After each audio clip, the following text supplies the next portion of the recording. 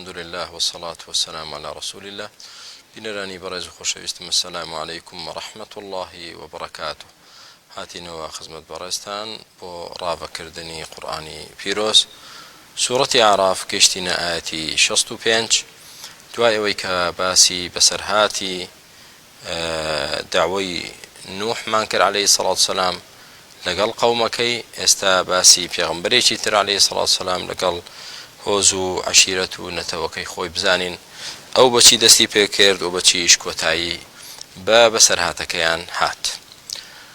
بەسەرهاتی ئەم شۆمان بەڕێزەکانم باسی هود پێغەمبەرە عەلەیهی السەڵات وەسەلام. بزانین ئەو پێغەمبەرە بەڕێزە سەڵات و سەلامی خوای گەورەی لەسەر بێت ئایا لە چیەوە دەستی کرد بە بانگەوازی و هەدەفیشی چی بوو و چه شتێکی لە قەومەکەی دەویست و لە بەرامبەریشدا با بزانین هەڵوێستی قەومەکەی چۆن بوو بەرامبەری و بە چه زمانێک قسەیان لەگەڵ کرد و چۆن وەڵامیان دایەوە و ئاکامی کێشەی نێوانیشیان بەچی گەیشت بۆ ئەوەی خوای گەورە بیکاتە هۆکاری هیدایەت بۆ ئێمە کە لەسەر ڕێبازی پێغەمبەران بڕۆین عەلەیهیمۇ الصەڵاة وەسەلام و چاو لە قەومێکی خراپ نەکەین کە خوا لە ناوی بردوون. پەروەردگارمان دەفەرمێ وإلى عاد أخاهم هودا واتە بۆ نەتەوەی عادیش پێغەمبەرێکمان نارد کە ناوی هود بوو کە برایان بوو واتە لە نەسەبدا ئەویش هەمان عەشیرەت بوو نەک برای دینی برای ڕەگەزی و نەتەوەیی. ئەجینا قەومەکەی کافر بوون خۆی مسڵمان بوو قەومەکەی زۆرینەی کافر بوو خۆشی مسلمان بوو لەگەڵ چەند کەسێکدا و ناکرێت تۆ بە کافرێک بڵێ برای دینیمە ئەمما وەکو نەتەوە ئەوە دەڵێ برای ئێمە برای یەکین لە نەتەوەدا ئەوە واریدە وەکو چۆن ئێستا خوای گەورە هودی بە برای قەومی عاد دانا چونکە لە یەک نەتەوەن. ئەمە شەومان تێدەگەیەنێ کە بە هەڵە حاڵی نەبین هەندێک جار کە تۆ بە کەسێک بڵێ برا مانایەوە نییە کە ئەو کەسە 100% مسلمان نەبێ ئەوە تۆ لە دائیرەی ئیسلام چوویتە دەرەوە و گوناهێکی گەورەت کردووە و یەکێک لە نەواقیدی ئیسلامت توش بووە. قال يا قومي یەکسەر هود عەلەیهی السەڵات وسەلام بانجی قەومەکەی کرد فەرمی ئەی قەومەکەم ئەی هۆزەکەم ئەی نەتەوەکەم اعبدوا الله خوا بپەرستن طبعا بەتەنها بیپەرستن. بۆچی خوا بپەرستین؟ چونکە خوا دروستی کردوین و بۆ ئەوەش دروستی کردوین بیپەرستین. پرسیارەکە هەر لە ئارادایە بۆچی بیپەرستین بۆچی دروستی کردووی بۆی بیپەرستین چونکە بەختەوەری خۆمان لە پەرستنی خوادایە بەختەوەری ئێمە لە پەرستنی خوادایە.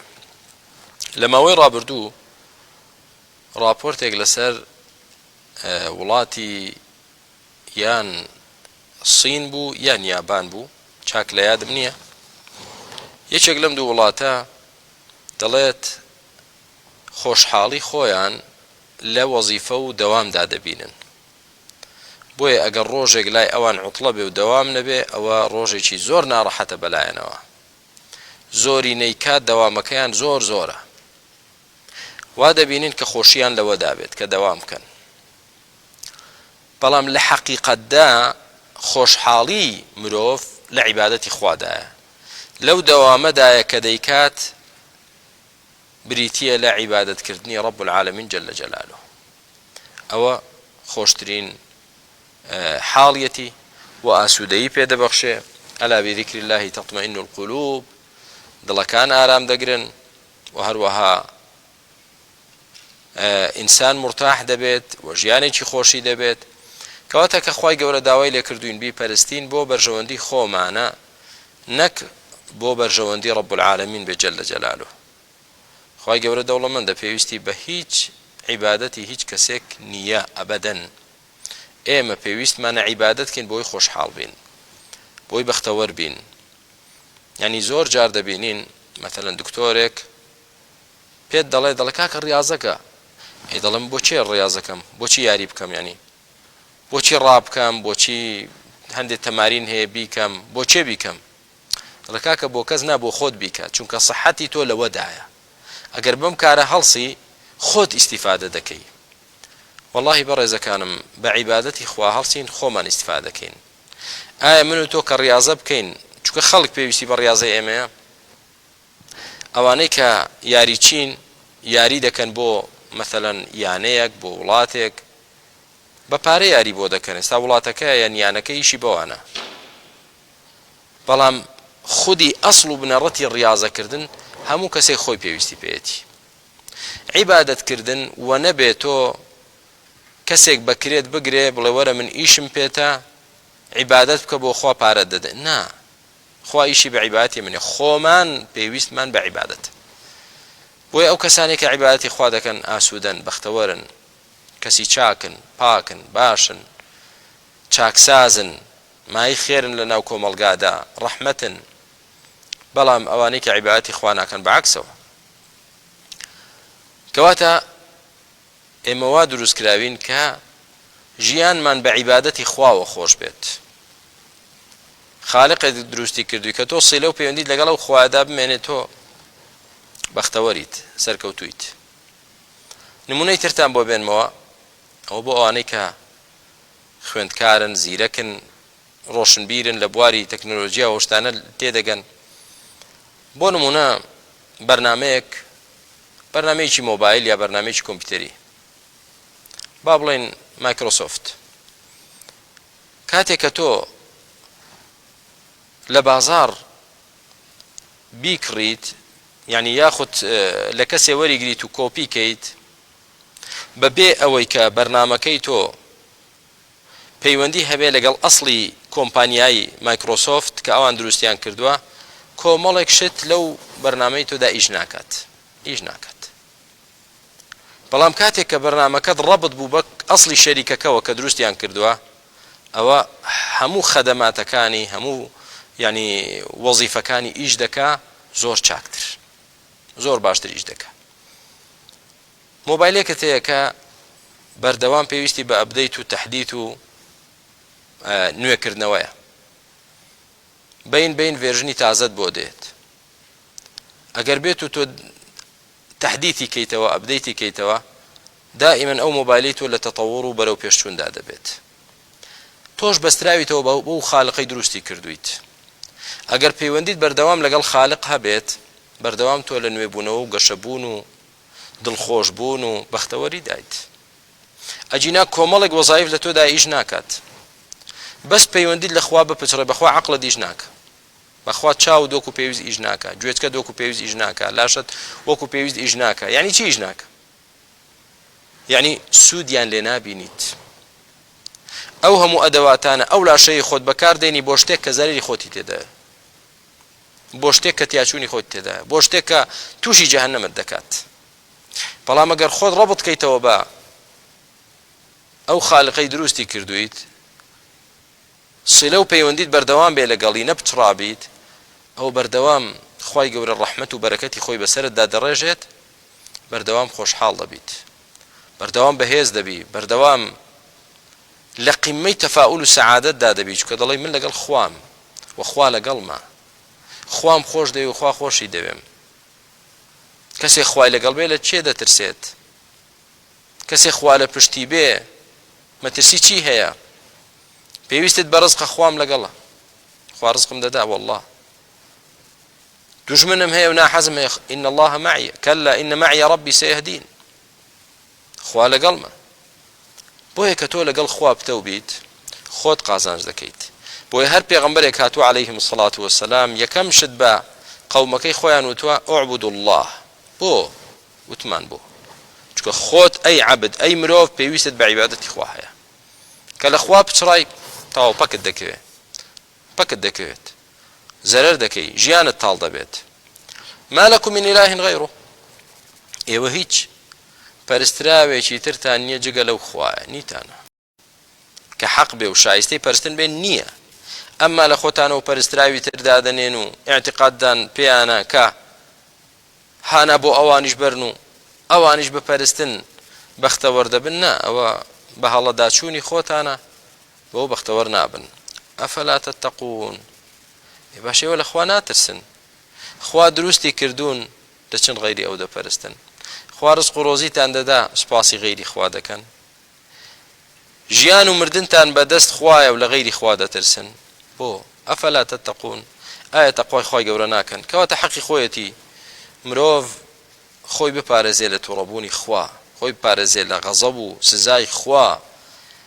ئەویش بەچی دەبێ بەڕێزەکانم بۆ دەبێت کە سەرپێچی فەرمانی خوا نەکەین و گوێڕایەڵی بکەین واروەها لەم داوایەوە دیسان ئەومان بۆ دەرکەوت کە نوح کە هود عليه الصلاة والسلام هەمان داوای نوح پێغەمبەری کرد عليه الصلاة والسلام چۆن ئەو لە تەوحیدەوە دەستی پێ کرد ئەمیش لە تەوحیدەوە دەستی پێ کرد و تێگڕای پێغەمبەرانی تریش کە بە دوای ئەماندا هاتوون هەر هەمان شت یا قەومی اعبدوا الله نەهاتن لە چارەسەری کێشە سیاسیەکانەوە دەست پێ بکەن دەی کاکە ئێستا کێشەیەکی سیاسیمان هەیە بزانین کاممان سەرۆک بین کاممان دەسەڵاتدار بین کاممان جێگر بێ کاممان فڵان وەزارەتەی هەبێ نە پێغەمبەران بەوە نەهاتون ئەبەدەن چونکە بەوە کێشەی کۆمەلگا چارەسەر نابێت بۆ نەهاتن بڵێن دەی بزانین کێشەی ئابووریمان چییە نەوتەکە چێ دەیخوا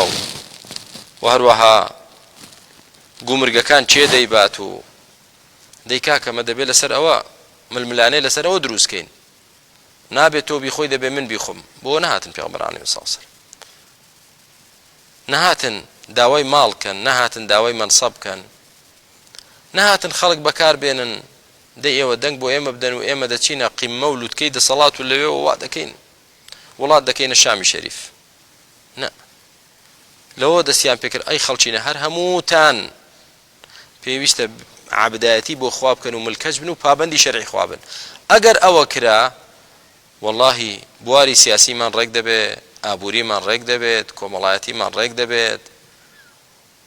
سەقافی ڕۆشنبیریمان ڕێک دەبێت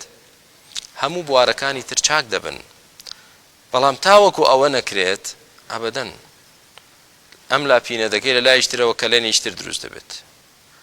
خەریکی ئەم لایە چارەسەرکەی دەک کەلێن و کونی تر دروست دەبێت ئەم لایە هەڵدەستێنیتەوە لاکەی تردا دەڕمێت چارەسەر نابێ ئەو دێ کورسی زیاتر بەرێ جا بە فێڵ بێ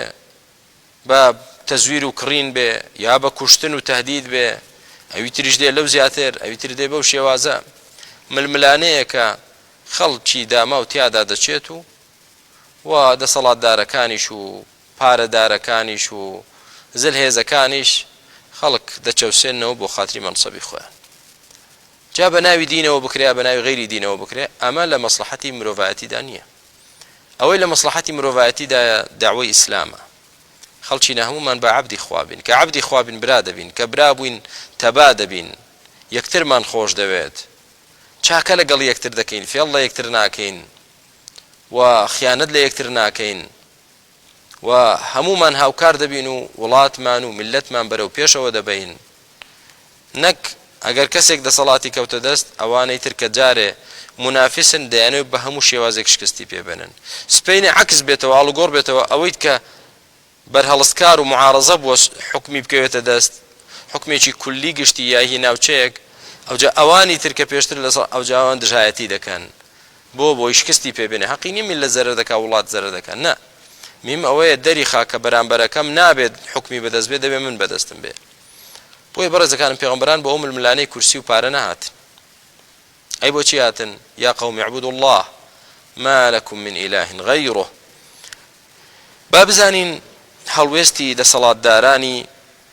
نەتەوەکەی بەرامبەر بانگەوازی هود چی بوو قال الملأ الذين كفروا من قومه قال الملأ يعني دەسەڵاتدار و ناودارەکان الذين كفروا من قومه أو دەسەڵاتدار و ناودارانەی کە بێباوەڕ بوون لە قەومەکەی وتیان ئەگەر دیقەتێک بدەین لە باسی نوح پێغەمبەر عليه الصلاة والسلام أو قيدي بو زياد نكر فرموا الملأ الذين كفروا من قومه فرموا الملأ من قومه الذين كفروا داننا أو قيد بو شو قومي نوح مي كافر بو بلام قومي هودنا نوح دعوەی کرد بوو بانگەوازی کرد بوو ئێستا موسڵمانەتی ماوە بەڵام لە ناودارەکان و دەسەڵاتدارەکان زۆرینەی کافرە جا ئەوانەی کە کافرن بەرهەڵستیان کرد و وتیان چی ئینا لەنەڕاکە فی سەفاهە بەڕاستی ئێمە زۆر بە دڵنیاییەوە سوێند بێت وا تۆ دەبینین کە تۆ غەرق بووی لە ناو چیدا لە ناو جێژاوی گەمژەیەتی دایت والعیاذ بالله سەفیه یعنی کەسێک گەمژە بێ عەقڵی خەفیف بێت تێنەگا لە شتەکان عەقڵی بە شتەکان نەشچێ ئەوە سەفیهە جاوتیان سوێند بێت ئێمە وا تۆ دەبینین تۆ لە ناو جێژاوی گەمژەیەتی دای بەچێ دەڵێن بەو هودە دەڵێن کە پێغەمبەری خوای عەلەیهی سەڵاتو وەسەلام خوای گەورە هەڵی بژاردنەوە ناو هەموو مرۆڤایەتی لەو کاتەدا لە هەمویان چاکتر و عاقڵتر بووە کەچی قەومەکە ئەو مەلەئە کافرەکان چی پێ دەڵێن ئێمە وا تۆ دەبینین کە تۆ لە ناو جێژاوی نەفامی و جێلایەتی و گەمژەیەتی دایت کەم عەقڵیت سبحان الله وإنا لنظنك من الكاذبين وبراستي ئێمە گومانی ئەوە بە تۆ دەبین گومانێکی ڕاجح گومانێکی زۆر بە قووەت کە بە دڵنیاییەوە تۆ لە درۆزنەکانیت سبحان الله یعنی چ درۆیەکی کردووە هود چۆن تۆ بانگمان دەکەی تەنها خوا بپەرستین ئەمە درۆیە تۆ دەیکەیت کەی خواشتی وای وتووە ئەمڕۆ هەمان شت برا شیرنەکانم کە بە خەڵک دەڵێن خەڵچینە بەس خوا بپەرستین هەنا بۆ خوا بەرین لەولاوە کەسانێک لە جلی مەلایەتیدا و بە ناوی علم و زانستەوە و بە ناوی دیندارێتی و بەپەرۆشی بۆ ئیسلامەوە و لێمان ڕاست دەبن ئەمانە درۆکەن ئەمانە دینی تازەیان هێنا یعنی کامە دینی تازەیە کە بڵین خوا بپەرستین بە تەنها دینی تازەیە بۆ ئەو دینەی کە خوا لە ئەسڵدا داینا دینە قەدیمەکەی کە خوا بە ئادەمدا ناردی و یەک بە دوای یەک پێغەمبەرانی لەسەر نارد دینی ئوعبدوا الله بوو یا دینی ئوعبدوا الأولياء والصالحین بوو دینی تەنها خواپەرستی بوو یا دینی گۆڕپەرستی و شەخصپەرستی بوو کامیان دینی قەدیم و ئەسڵی و کۆنە و کامیان تازە داهێنراوە ئەوەی کە ئێوە دەیڵێن تازە داهێنراوە نەک دینی تەوحید بۆیە وتیان ئێمە وا تۆ دەبینین تۆ لە ناو جێژاوی سەفاهەت و گەمژەیەتی و بێعەقڵی دای و ئێمە دڵنیاین یعنی گومانێکمان هەیە لە دڵنیایی نزیکە کە تۆ درۆزنیت لە درۆزنەکانیت سبحان الله کە فطرەت تێک چوو عەقڵ تێک دەچێ هەڵسەنگاندن بۆ شتەکان سەرەو بن دەبێ کەسانێکی گەمژە و بێعەقڵ و شەخصپەرست خراپ کە قسەکەیان درۆیە ئێستا بە پاکترین و ڕاستگۆترین و ئەمینترین کەسی قەومەکەیان کە هودە دەڵێن ئێمە وا دەبین تۆ درۆزن بیت ئێمە وا دەبین تۆ گەمژە بیت سبحان الله لكل قوم وارث هەموو قەومێک وارثی خۆی هەیە ئەو سەرکردە و کەسە ناودار و بەناو ماقوڵە کافرانە وارث و میراتگریان هەیە لە هەموو سەردەمێکدا لە سەردەمی ئێمەشەیانە ئەوانن کە خۆیان بە ڕۆشنبیر دەزانن و ئێمەی مسڵمانی تەنها خواپەرست بە گەمژە دەزانن بە دواکەوتومان دەزانن ئەمانە قەومێکی متەخەلیفن ئەمانەی لەسەر دینێکی کۆن ماونەتەوە ئەوە عەلمانیەکان و بێدینەکان ئەمانە درۆکەن لەگەڵ میلەت خۆشت چاک دەزانیت کە تۆی درۆ لەگەڵ میلەت دەکەیت و میلەت بۆ بەرژەوەندی خۆت بەکاردێنیت ئەجینا ئەوەی کە بانگەوازی بۆ لای تەنها خواپەرستی بکات درۆ لەگەڵ میلەت ناکات کەواتە بەڕێزەکانم بۆمان دەرکەوت کە دائیمەن دەسەڵاتدارە بەرژەوەندچیەکان بۆ بەرژەوەندی یعنی مزەوەری خۆیان ڕوبەڕووی بانگەوازی پێغەمبەران بوونەتەوە و بەوەش نەوەستاون کە بانگەوازیەکە قبول نەکەن هاتوون تانوتە شەریان لە هەڵگری بانگەوازیەکەشداوە کە پێغەمبەرانن عەلەیهیمو سەڵاتو وەسەلام بەوە وەسفیان کردوون کە ئەوانە درۆزنن کەوانە گەمژەن کەوانە گومڕان سەر لە شێواون چیان بە نوحوت وەکو دوێنە شەو باسمان کرد لە ئاەتی ڕابردوو وتیان نەڕاکە یعنی لەو کەسانەی کە وا تۆ دەبینین کە گومڕا بوویتە نەڕاکە فی ضەلال ئینا لەنەڕاکە فی ضەلال مبین ئێمە تۆ دەبین لە ناو گومڕایی دایت ئەی ئەمانە چیان وت قەومی هود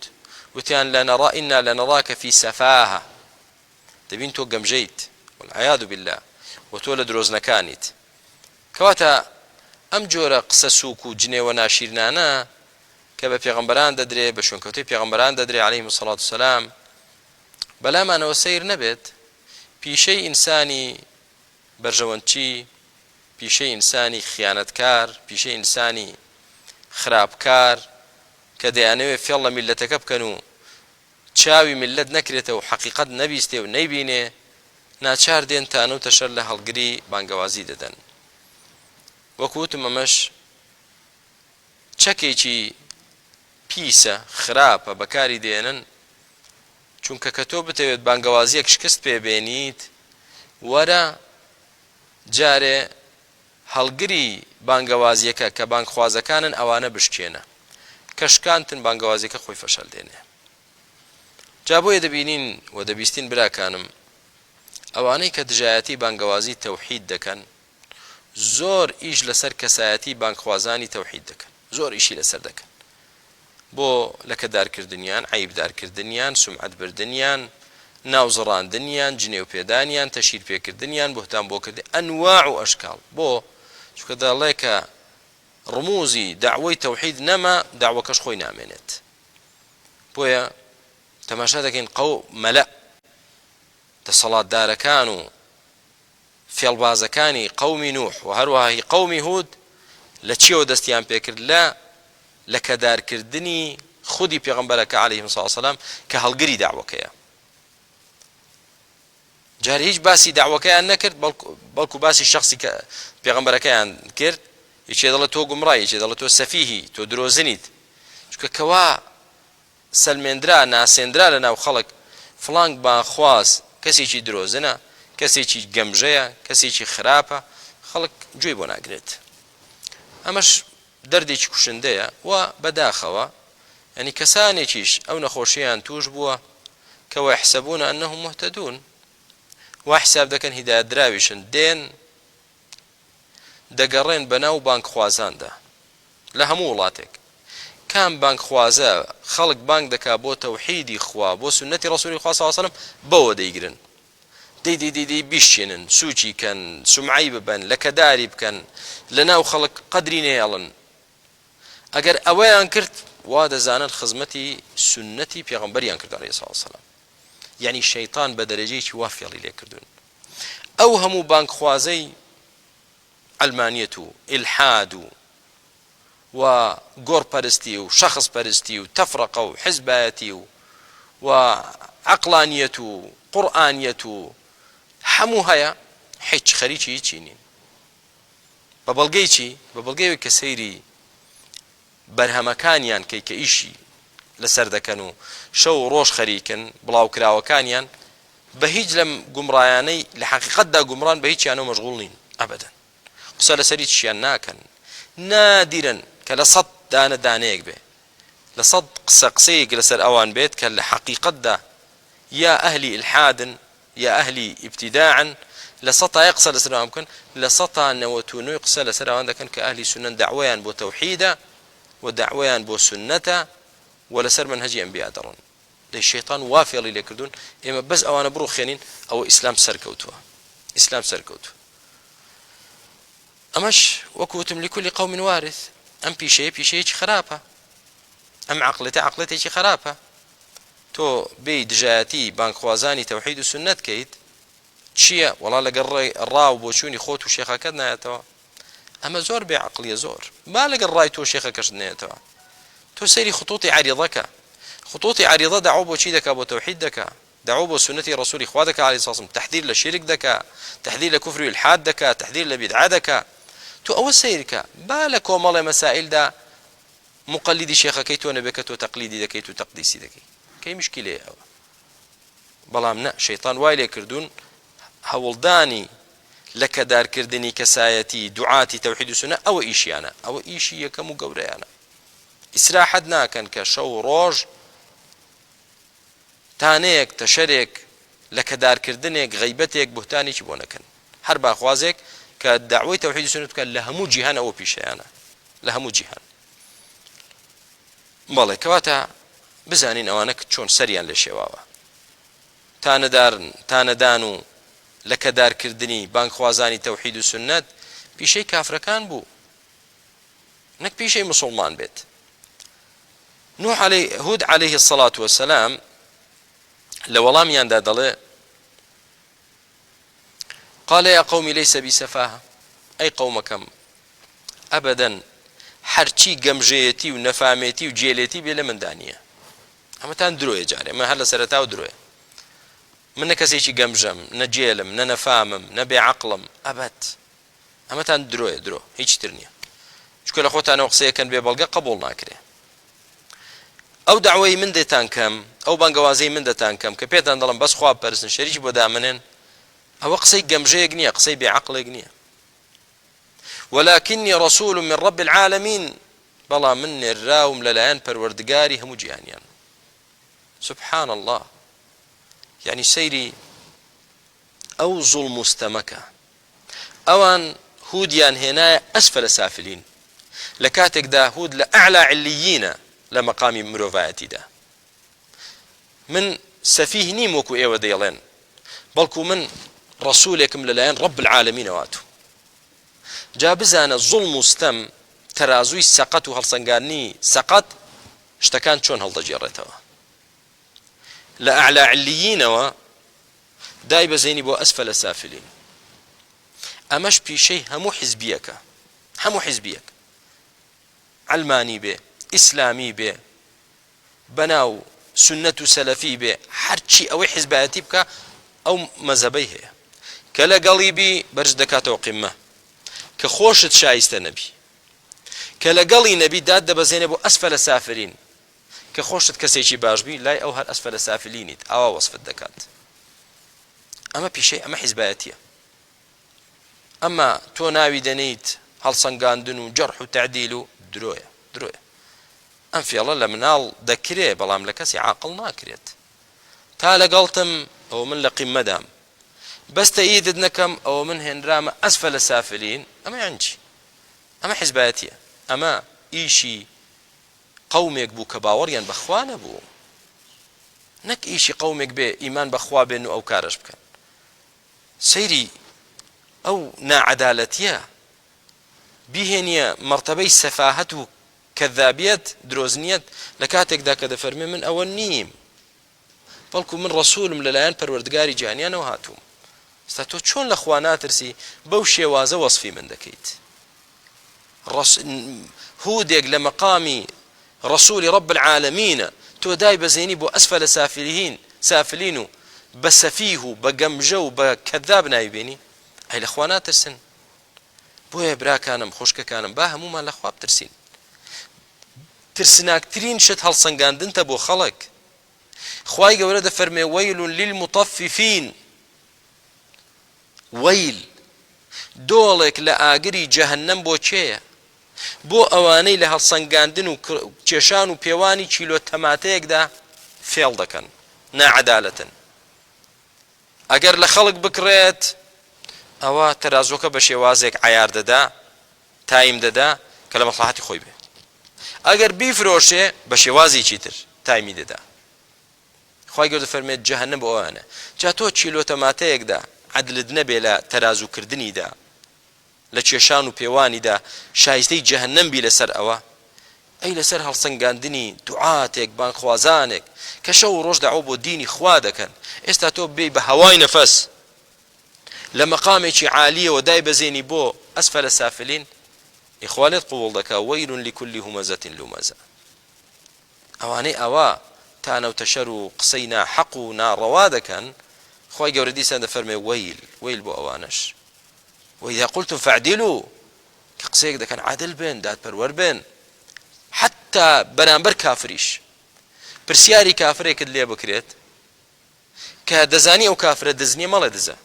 با کافریش بێ کاکە دزنیە وەڵام من حەق دەڵێم ئەو کافرە دزنیە ئەو کافرە پیاوکوژ نییە ئەو کافرە ئەوە نییە های ئەمە تۆ مەدحی کافر دەکەی نا ئەمە عەدلێکە خوا ئەمری پێ کردووم لەگەڵ کافریش دەبێ عەدلم هەبێ ئەی چ جای لەگەڵ موسڵمان ئەی چ جاتر لەگەڵ کەسێک کە داعوە بۆ تەوحید و سنە دەکا وەکو زەنگە سوورە و زەردەواڵە و تێیان بەربن لە هەموو وڵاتێک چێ بانگەوازی بۆ تەوحید و سوننە دەکا. ئەمە ئیشی کەسانی بێباوەڕە، نەک ئیشی کەسانی لە خوا ترس بێت. قال يا قوم ليس بي سفاهة ولكني رسول من رب العالمين.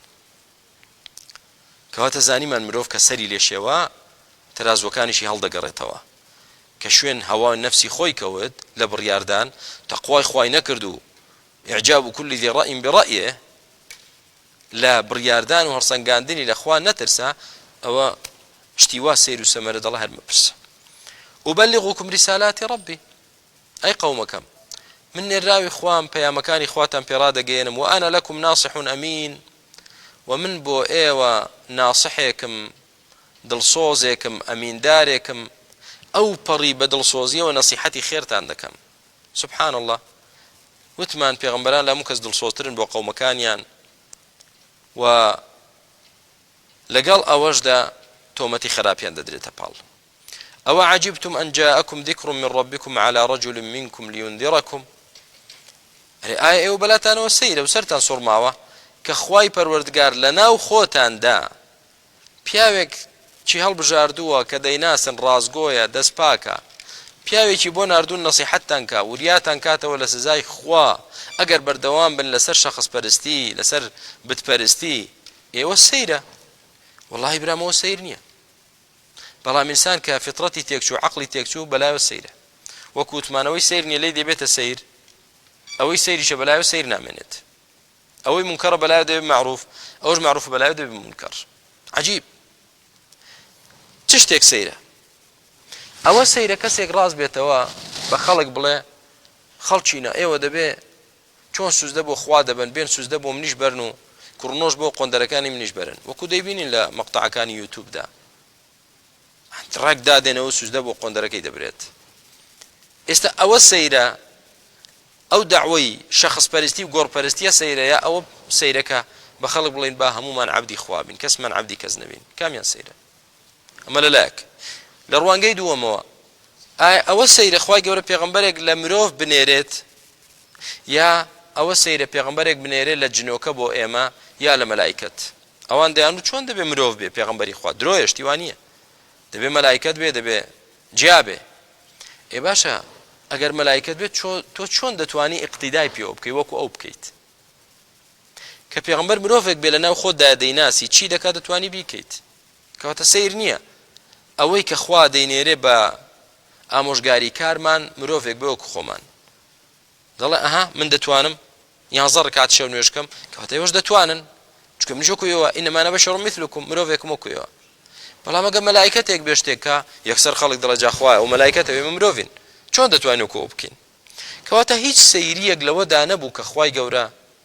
پێغەمبەرانی لەناو قەومەکەی خۆیاندا هەڵبژاردن ناردنی. واذكروا إذ جعلكم خلفاء من بعد نوح من بعد قوم نوح.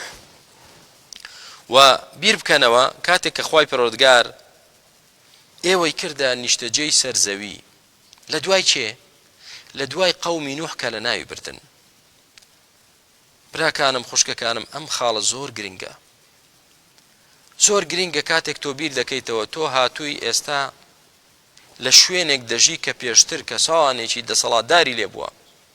خوا ئەوانی لە ناو بردووە و تۆ لە شوێنی ئەوانیت. بەوەش نەوەستا خوای گەورە لە چاکە لەگەڵی کردن وەزادەکم فی الخەلق بەسطە، وەخوای پەروەردگار هەم هێز و توانە هەم قەد و باڵاشی بۆ گەورە و زیاد کردن. قەومی عاد کە خوای گەورە هودی بۆ ناردن فەرمێ کورتە باڵاکەیان 60 گەز بوو، ذراع 60 ئاوا. تۆ وەرە 60 ئاوا لە سەرێک دانە بزان دەکات چەند؟ 60 ئاوا لە سەرێک دانێ دەکاتە چی؟ هەر زۆر دەکات. یعنی ئەوەندە باڵایان بەرز بوو، ئەوەندە زەخم بوون، کەواتە سەرکەوتنی چێوێک و شاخێک بەناو بەحردا ڕۆیشتنێک یعنی زۆر ئاسان بۆ بۆیان. خوای گەورە ئەو هەموو هێز و توانایی پێدان وەزادەکم فی الخەلق بەسطە. ئێدەکەواتە ئێوە شکری خوای گەورە بکەن. فەذکروا ئالاء الله، دەبیر لەو هەموو نعمەتانەی خوا بکەنەوە. یەکەمیان ئێوە نین لە ناوچوون قەومی نوح لە ناوچووە، ئێوە هاتوونە شوێنی ئەوان. دووهەمیان خوای گەورە نیعمەتی زیاتریشی بەسەردا ڕشتن کردنی بە کەسانێکی بەهێز کەسانێکی باڵابەرز ئێمەش نیعمەتێکی تر کەواتە دەبێت چی بکەن فەذكروا آلاء الله دەبێت لە نیعمەتی خوا بکەنەوە چاکەی لەگەڵ ئێوە کردووە لعلكم تفلحون بۆچیش بۆ ئەوەی سەرفراز بن لە جەهەنەم ڕزگار بن لە عەزابی دنیای خوا ڕزگار بن وەکو قەومی نوحتان لێنەیە بۆی شاد بن بە بەهاشت بۆ ئەوە کاک لعلكم تفلحون لولا نوح فرمووی لعلكم ترحمون بۆی خوا ڕەحمتان پێ بکات لێرە دەفەرمێ لعلكم تفلحون بەشکو سەرفراز بن بۆی سەرفراز و سەرکەوتوو بن بەڵام بەداخەوە دەبینین براکانم بۆ نمونە سەرکردەیەک لە وڵاتێک زاڵمە ستەمکارە خوێن ڕێژە گەندەڵە پارەخۆرە باش بە هەموو شێوازێک ئەو میلەتەی چەوساندەوە خوا مۆڵەتیدا هەر تۆبەی نەکرد لە ناوی برد باش ئێستا ئەوەی دێتە شوێنی ئەو خوای گەورە دەفەرمێ وەذکوروا ئیذ جەعەلەکم خولەفاء من بعد قوم نوح ئێستا کە تۆ خوای گەورە کردیتە خەلیفە و نیشتەجێ لە شوێنی ئەو سەرکردەیە دانیشتووی خوا ئەوی لە نابڕ ئێستا تۆ سەرکردە ئێستا تۆ دەسەڵاتداری وەزادەکم بەوەش نەوەستاوە خوای پەروەردگار دەسەڵاتی زیادکردن ماڵی زیاتری پێدان خۆشگوزەرانی زیاتری پێدان ئەوە چ دەخوازێ ئەوە دەخوازێت تۆ شکری خوا بکەی نەک لەسەر ڕێبازی سەرکردەکەی پێشوو بڕۆی کە بۆ خۆت دەزانی خوا لە ناوی برد خوای گەورە سوچی کرد خوا ئینتیقامی لێسەند ماوەیەک مۆڵەتیدا دوایی پشتی شکاند کەچی بە هەمان ڕێچکەدا دەڕواتەوە وەکو زاڵ مستەمکارەکەی پێشخۆی دەکاتەوە ئەمە زۆر سەیرە بەڕاستی زۆر سەیرە تۆ بۆ عیبرەت لەوەی پێش خۆ وەرناگری ئەوەی پێش خۆشت خۆ ماوەیەکی زۆر دەسەڵاتی هەبوو لەو شوێنی تۆ دانیش بوو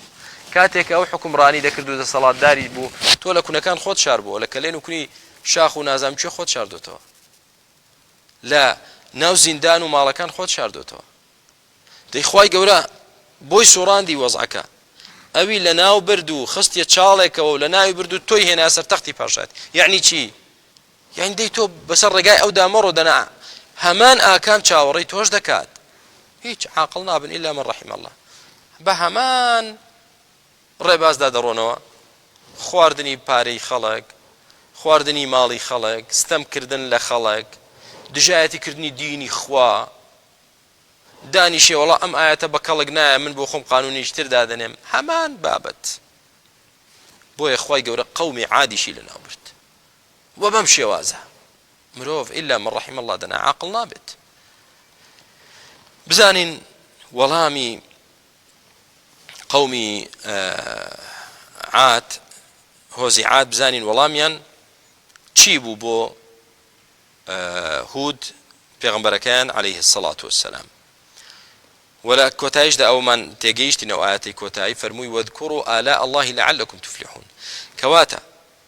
بير كرنا ولا نعمتكاني خوا وسباس كردني خوا لسر نعمتكاني ريقاي سرفرازية من تو هر يشيك من كدانيشين بير لنعمتكاني خوا بكينوا وما لدكا شكري خوا بكين كشكري خوات كر سرفراز دبي خوا خوشي دبي نعمتي زيادة بيدا بخشي سركوتو دكا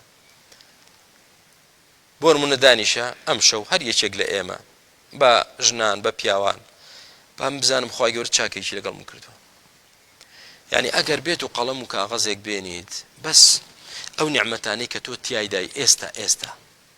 چەندێک زۆرن ئەو کاتە دەڵێ ئەی خوایە سوپاس بۆ تۆ ئەو هەموو نیعمەتەی من هەمە فڵان نیەتی فڵان نیەتی فڵان نیەتی فڵان نیەتی ئەمەیانم هەیە ئەویان نیەتی ئەو نیعمەتەی ترم ئەویان نیەتی ئەوەی تریان ئەو جیرانەم نیەتی دوو چاوم هەیە فڵانە کەس چاوی نییە دوو قاچم هەیە ئەوی تریان قاچی بڕاوەتەوە الحەمدوللا لەش ساغم فڵان نەخۆشە الحەمدوللا یعنی بیرکردنەوە لە نیعمەتەکانی خوا ڕێگای سەرفرازیە بەڵام بیر نەکردنەوە لە نیعمەتی خوا وا لێ دەکات تۆ هەست بە چاکەکانی خوا ناکەی بەسەرتەوە وبالتالي سپاسیشی ناکەیت سپڵە دەردەچی ئەو کاتە تیادا دەچی پەنا بەخوا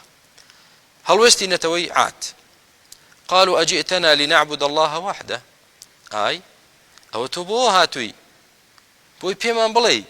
لنعبد الله وحده إيما خواب برسين وحده بتنها ونذر ما كان يعبد آباؤنا وواز بينين لو پەرستراوانەی کە باوک و باپیرانمان دەیان پەرست ئەمە شتێکی سەیرە. کەواتە لێرە تێگەیشتین